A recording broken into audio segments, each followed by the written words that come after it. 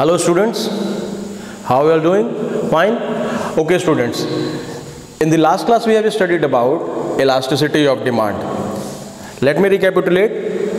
Till now we have studied about consumer behavior, where we have studied the following chapters, which included utility analysis,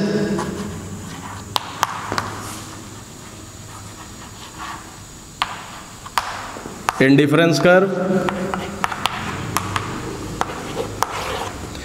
demand, and elasticity of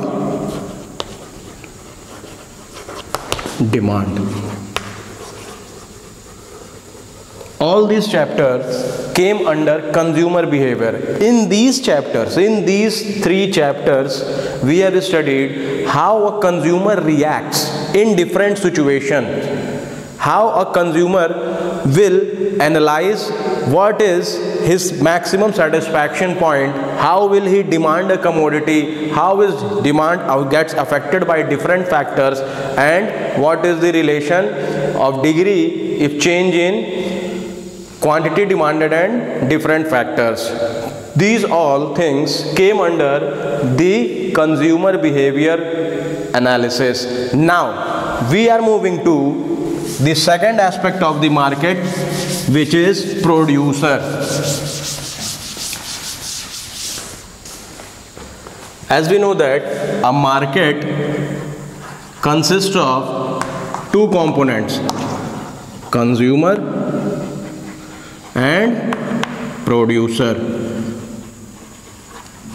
How a consumer reacts, this all things we have studied in consumer behavior till now. Today we will be studying about this aspect of the market, which is producer. A producer is one who assemble different resources at one place for production. The main objective of a producer is to earn maximum profit. A producer undertakes the production activity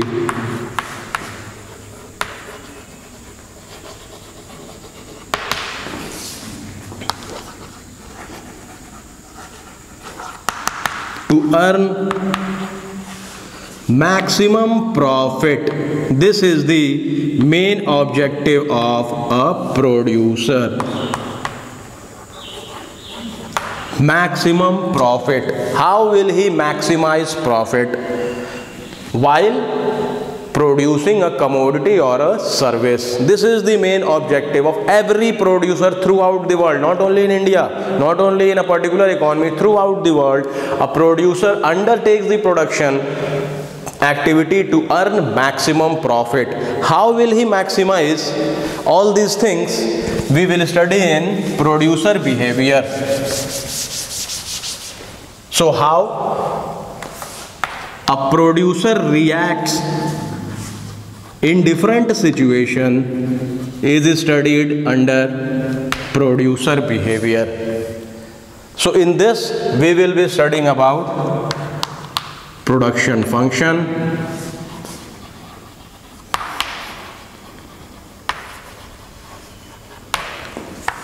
cost, revenue,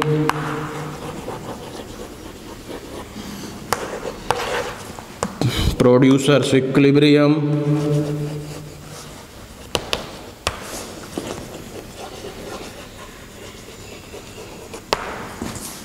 and at last supply.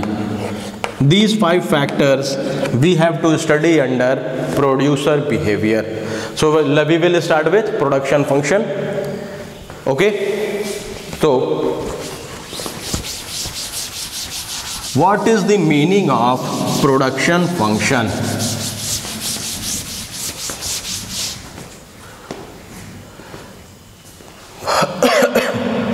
Production function, it means the functional relationship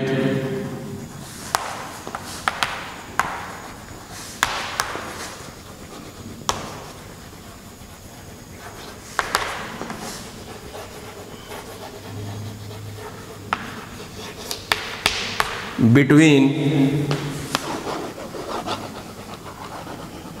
physical inputs and physical output.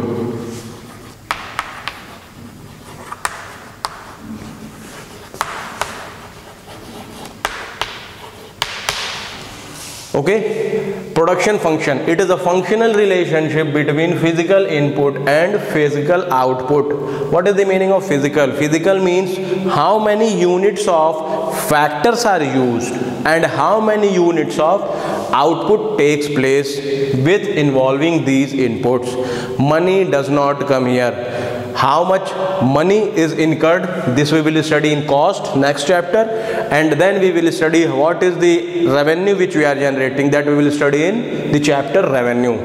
Here we will only see how many units are used for production, that means physical units, how much labor, how much capital, and how many units gets produced through these inputs, that is called as physical output. So how many units are required and how many units are produced, that is called as production function.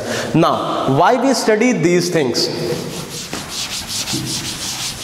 We study these things because every producer, what we are studying, producer behavior, every producer wants to know an ideal factor ratio, that what is that factor ratio of labor and capital which gives him a particular output, so that labor and capital will be involved with cost, because a producer incur cost by employing labor and capital, and then after selling the output produced by involving those labor and capital, he gets revenue.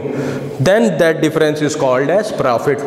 Increasing revenue and decreasing cost, our profit will get maximized. Okay, now what is production function? Production requires 4 factors. These things you all have studied in the earlier classes. Production require 4 factors: land, labor, capital,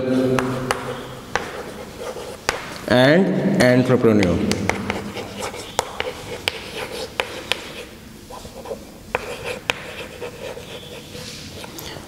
Land, it is the boundary. Don't say land means all the free gifts of nature. All the free gifts of nature. In simple words, we can say that it is the boundary under which our production takes place. Like we utilize the area for a production, that such area is called, comes under land. So the factor it require the payment of this factor is called as rent. Now what is labor? It include both skilled and unskilled labor. Skilled labor means white collar and blue collar jobs, and unskilled labor means people who do casual work. So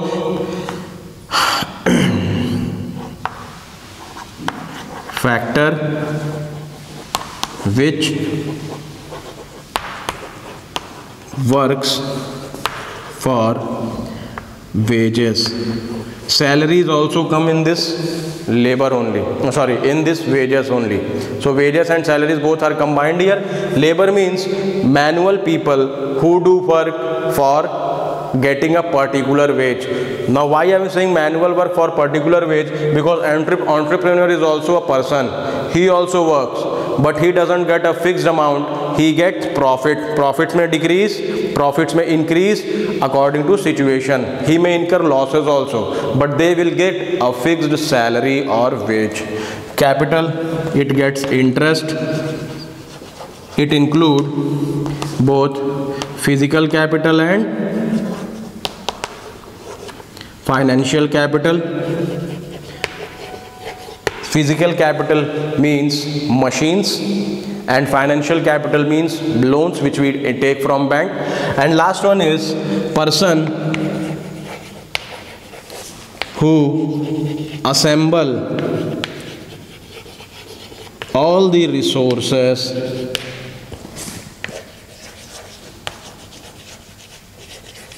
at one place. He assembled all these three resources and at one place for production. Any of these four factors missing will not make the production to happen.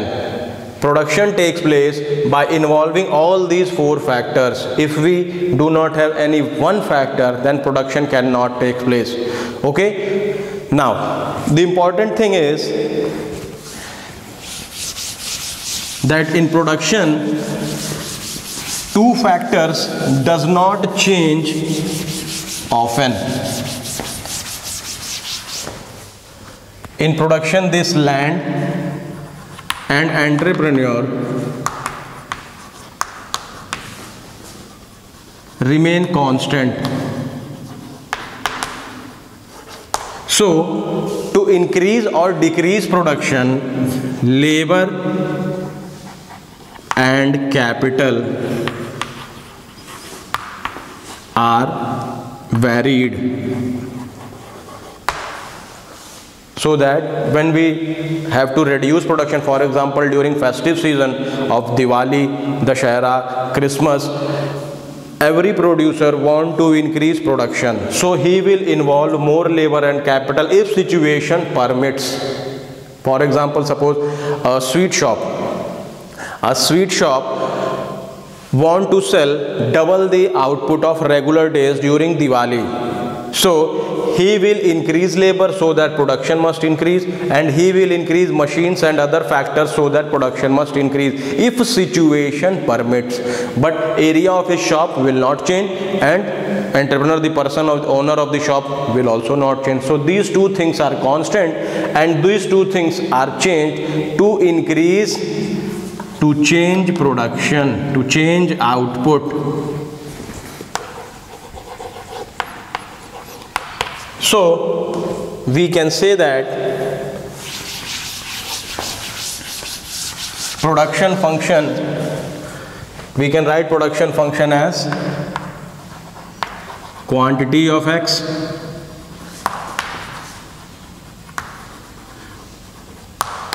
can be written as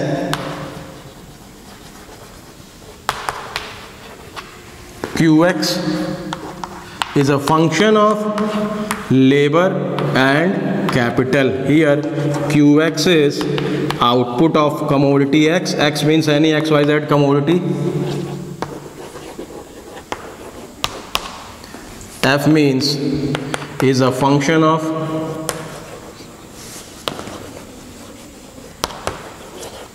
L means labor,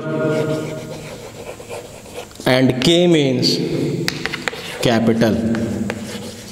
Means how many units of labor and capital function together to give a particular unit of output. Qx means output of good X is a function of, F means is a function of both labor and capital. Labor working on some machines give a particular output, that is called as Qx. So production function can be written as like this. For example,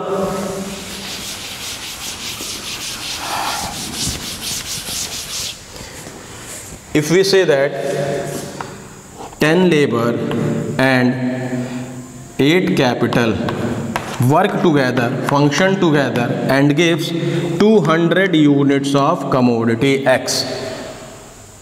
Means 10 labor and 8 units of capital, 8 machines give 200 units of output.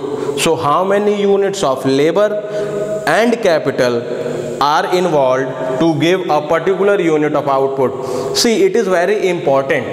Because every producer want to know the factor ratio, how many units of labor and capital give him a particular output, so that he comes to know how much cost will be incurred on these two factors, how much cost will be incurred on these two factors, because labor require wages to be paid by the producer, capital required interest to be paid by the producer, and how many units of output will be produced, means this factor gives him, this unit gives him revenue.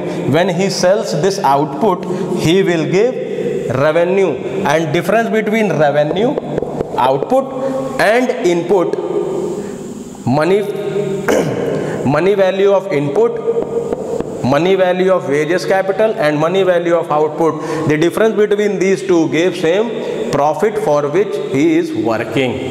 Okay. Okay. Now, a producer works in different time period. What is the meaning of time period?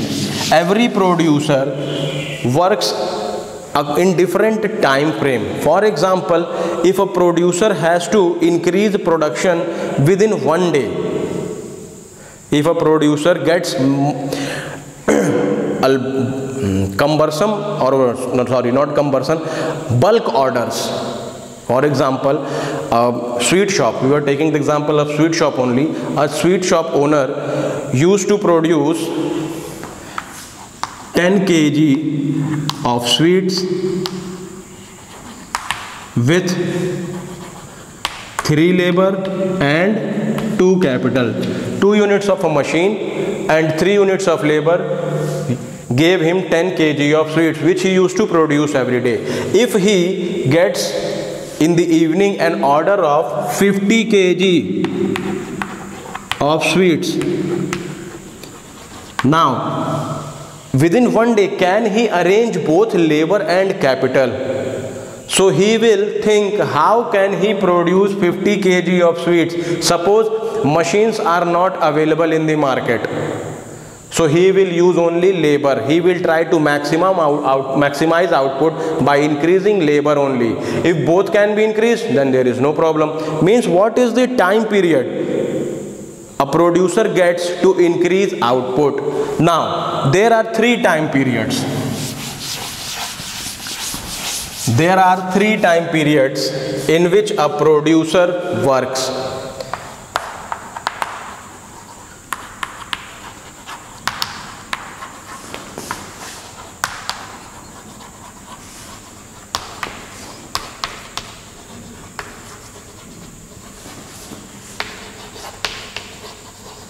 What are they? First one is market period.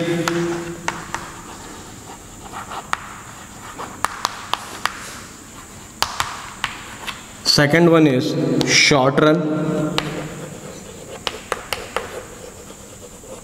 And third one is long run.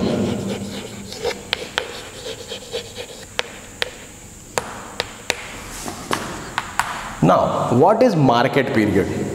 Market period means such time duration in which producer has very little time, so that he can neither increase labor nor increase capital. When time period is too small, that neither labor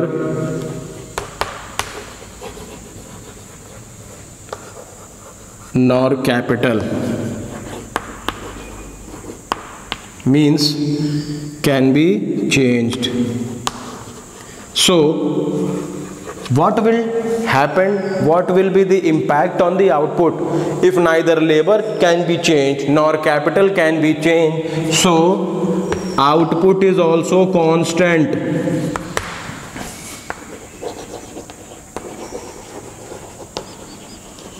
Output is also constant. Okay, so we have seen that in market period we can neither increase labor nor capital, so output will also not change. For example, we were saying that if within 1 hour a shop owner gets the order that he has to increase output of sweets by 5 times. For example, regularly he used to produce 10 kg of sweets, but within 1 hour he gets the order of 50 kg.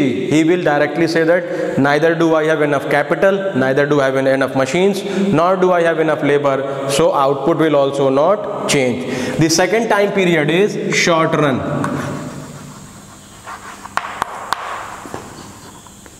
Short run time period.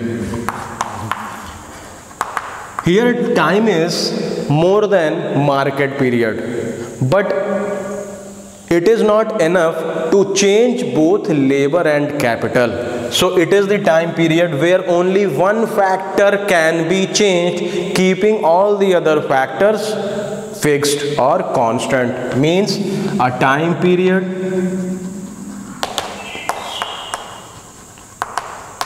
where only one factor can be changed and all the other factors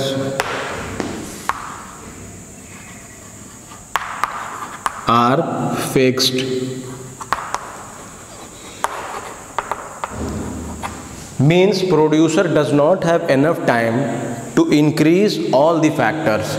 So output will increase only due to that factor which can be changed. For example, we have seen that quantity of X is a function of labor and capital. Now the question arises, what is the time required to change the factors?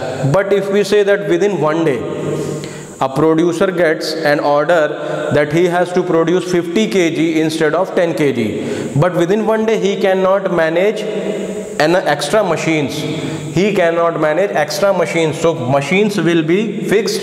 That is why we will draw a bar here. This bar shows that capital is fixed, whereas there is no bar over labor. Means output will increase. Let us say that 40x is a function of 5 labor and 4 units of capital. Now capital is fixed. Now if 6 labor works on the same 4 capital, output increases to 50x.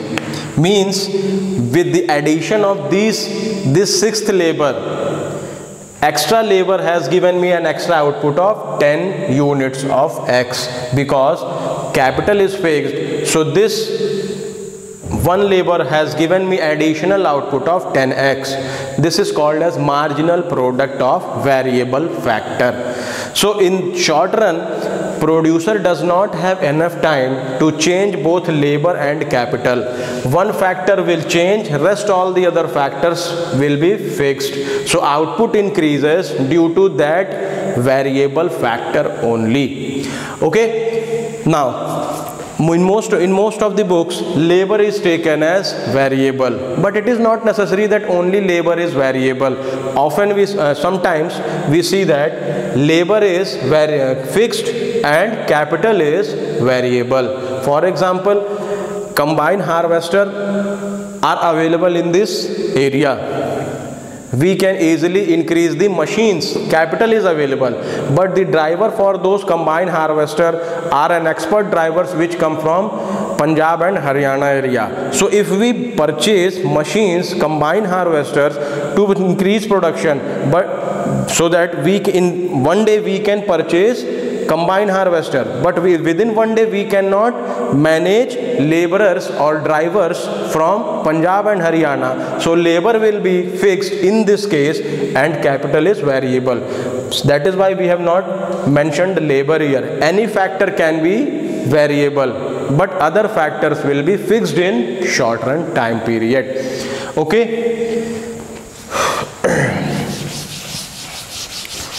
Now third one is long run time period.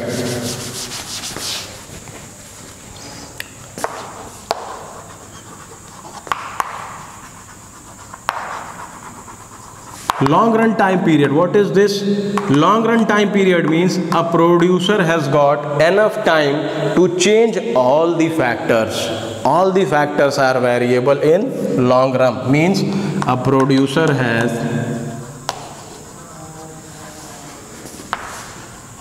enough time to change, to vary or change all the factors so that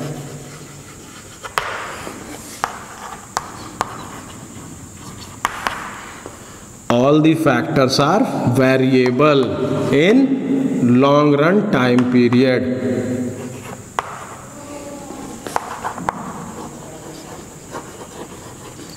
Since all the factors are variable, so producer will always work with ideal factor ratio. Producer will always work with ideal factor ratio. For example,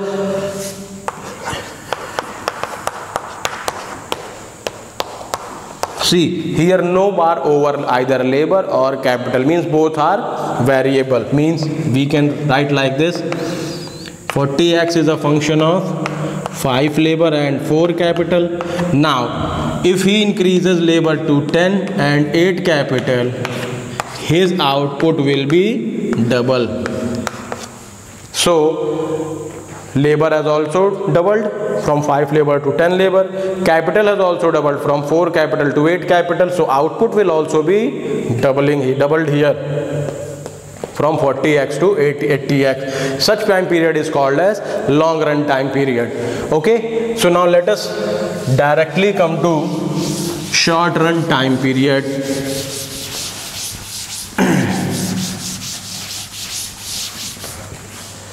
So we have seen 3 production functions. First one is production function in market period. What is the implication of market period? Here output will not change. Both labor and capital are fixed. So 40x is a function of 5 labor, 4 capital. So it will remain same because labor is also fixed and capital is also fixed. Second one is production function in short run time period.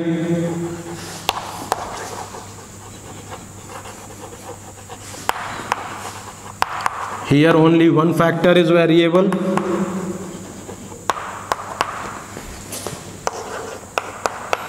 So output increases due to that variable factor. 40x is a function of 5 labor, 4 capital, and 50x is a function of 6 labor and 4 units of capital. See, capital has not changed, only labor has changed, so output increases due to this variable factor. Now the third one was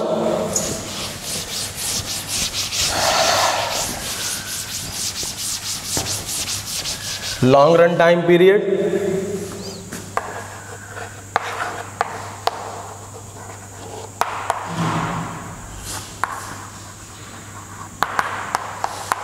Where all the factors are variable. So here output will not increase in single digit, it will multiply itself.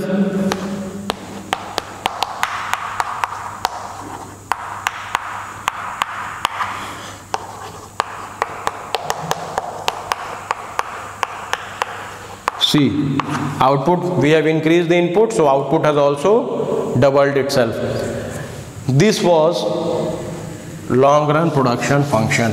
Now we will start with, since market period production function involve no change in our input and output, so market period production function, there is nothing to see new. So we will directly move to short run production function.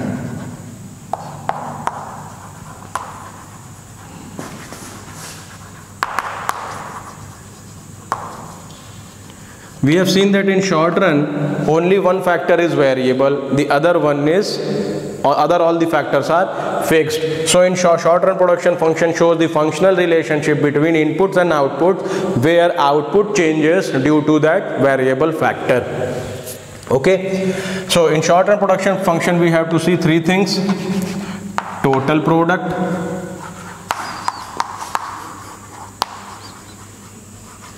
marginal product,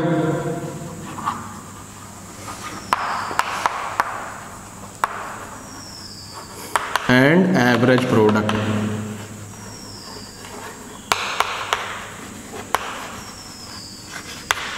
Total product, marginal product, and average product. What is total product?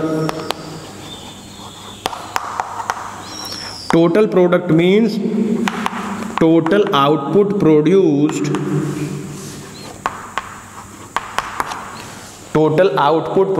by involving all the units of variable factor.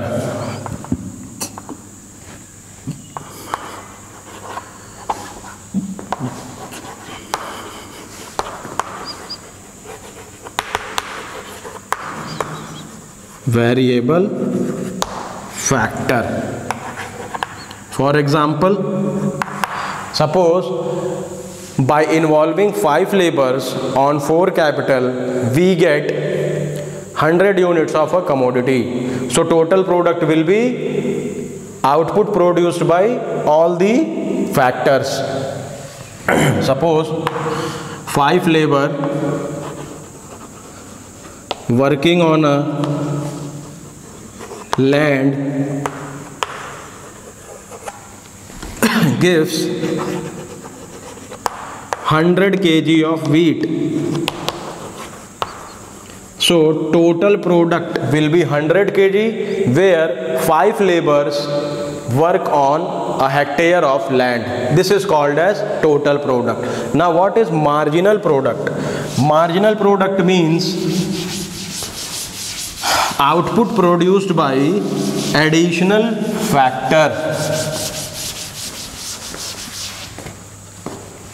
Marginal product.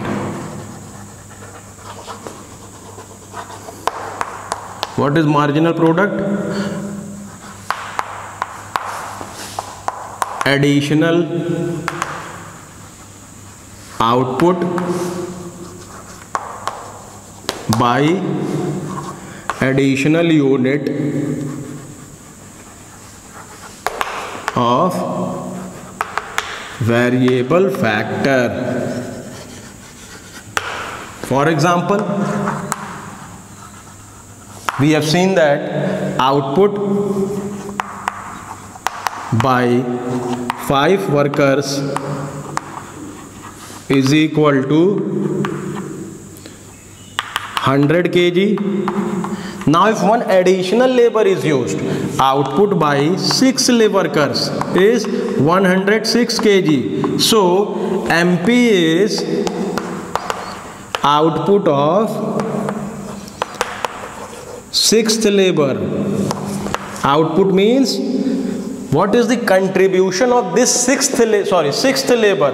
So for that we will use total product of 6 workers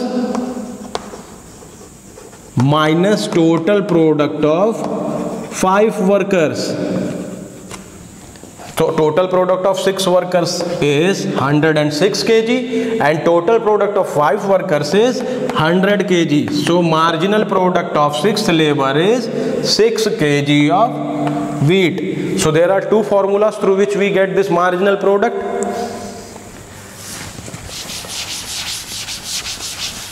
That first formula is written here itself.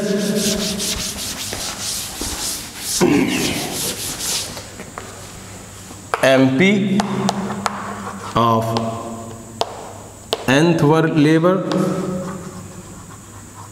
is equal to total product of n minus total product of n minus 1. N means for which number of worker we have to find out the marginal product. For which the example we have seen just now, n means 6th labor. So marginal product of 6th labor is equal to, in place of n we will write 6. N means 6 because n means 6 here, nth means 6th labor. So total product of 6 minus 1, so we can write total product of 6 minus total product of 5. So total product of 6 was 106, total product of 5 was 100, so it will be 6. This was the first formula to find out marginal product. The second formula to find out marginal product is marginal product is equal to total product, marginal product is equal to change in total product upon change in labor, where MP is marginal product,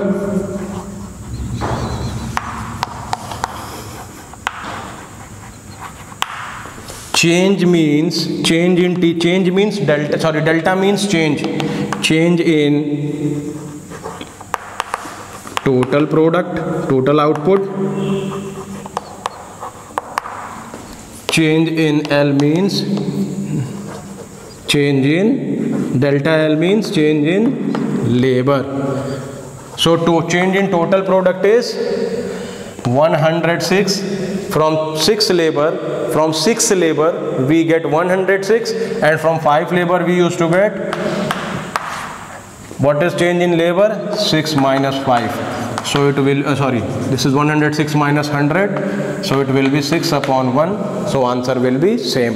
Change in total product, change in output means when we have increased labor by 1 unit, that is by 1 unit, that is means 6th labor, how much output has changed? So how much output takes place due to involvement of 1 additional unit of variable factor, then we get marginal product.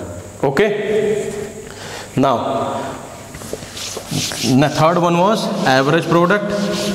Average product means output per unit of labor.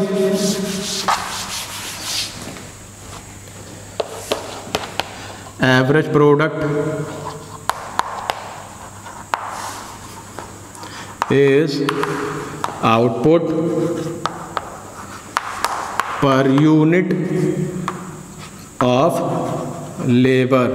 So average product is total product upon labor. Total product was, suppose 5 laborers give output of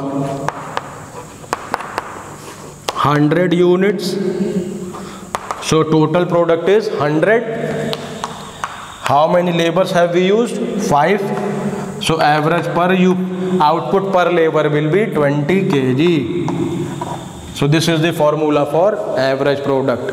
Now we have seen 3 things and each had different formulas. So let us recapitulate what is the formula. Marginal product is equal to change in total product upon change in labor. Average product is equal to total product upon labor. Average product, now from here only we can find out, suppose average product is given, labor is given, and you have to find out total product. So average product into labor is equal to total product, and sum of marginal product is equal to total product. All these 4 are the formula of AP, TP and MP. So let us see the example. How do we find out AP, TP and MP? Suppose land. So land is a fixed factor, labor.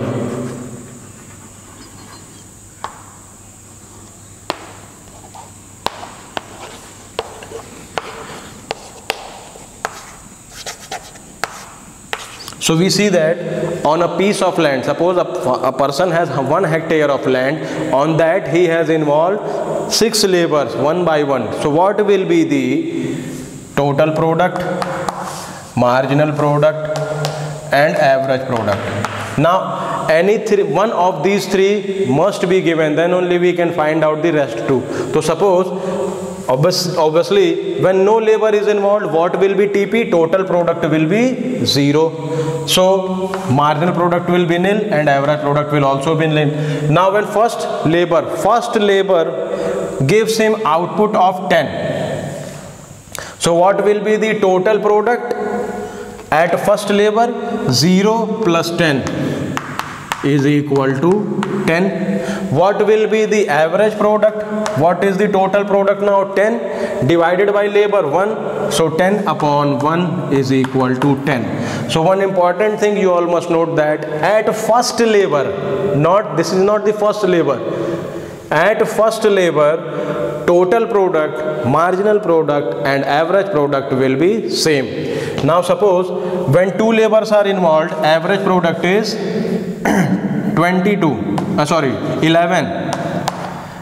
Average product is 11 when 2 labors are involved. So total product will be AP into labor, means 11 into 2 is equal to 22.